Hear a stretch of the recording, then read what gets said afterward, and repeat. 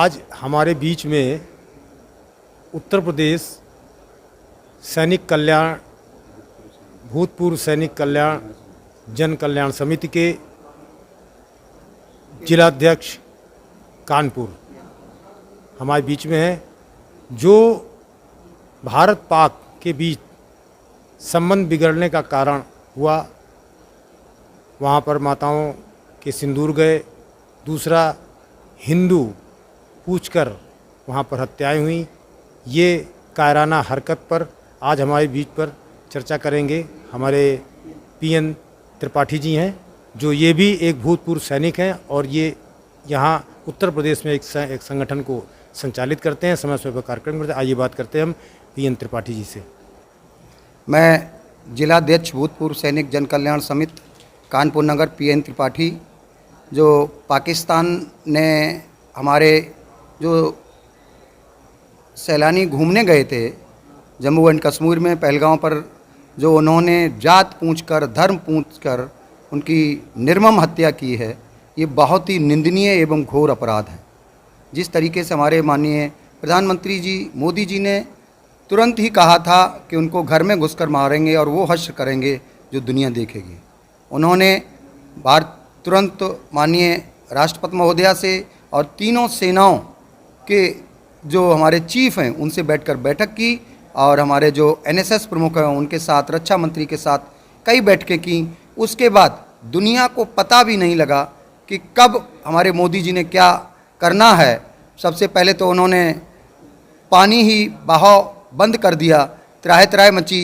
फिर वहाँ से व्यापारिक संबंध काटने शुरू कर दिए और भी कई चीज़ों पर रोक लगा दी और अंततः उनके सभी रडार और जितने चाइनीज रक्षा उपकरण थे सभी जाम करने के बाद सही टारगेट पर जाकर के उनके 9 आतंकवादी कैंपों पर रातों रात हमला कर उनको ध्वस्त किया।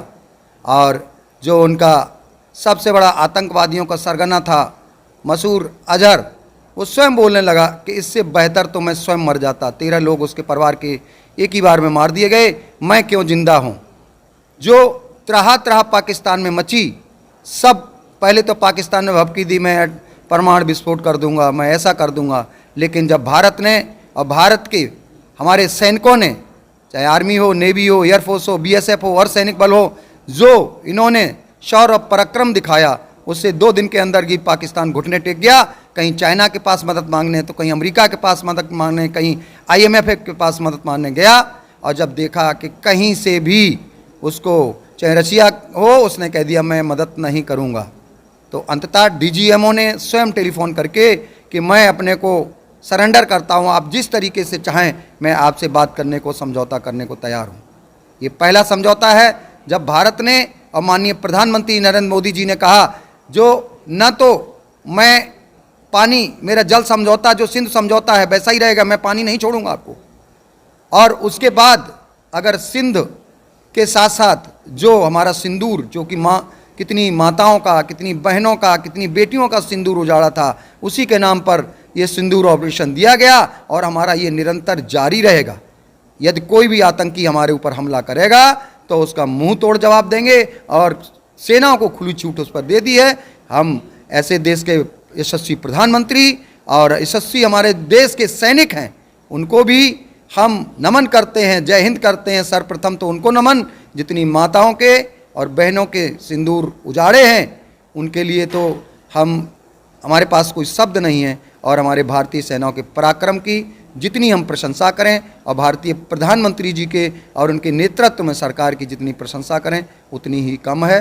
बहुत बहुत धन्यवाद, बहुत बहुत आभार। और आप लोग भूतपूर्व सैनिक हैं, अगर सीमा पर जाने का अवसर मिले तो क्या आप तैयार रहेंगे? हम लोगों ने पहले ही मैसेज दे दिया था कि हम लोग सबसे पहले, अगर ज़रूरत पड़े कि हम लोगों के पास किसी ने 20 बार सेवाएं की, किसी ने 30 बार सेवाएं की, जो अनुभव है, तो उसके हिसाब से हम लोगों ने पहले ही मतलब सरकार से निवेदन कर दिया था कि हम लोगों की जहां ज़रूरत पड़े, जिस रूप में हम देश की सेवा करने के लिए तन मन धन से तैयार हैं और जिस रूप में हमारी आवश्यकता होगी हमेशा तैयार थे, तैयार हैं और देश के लिए हमेशा निछावर होने के लिए तैयार रहेंगे।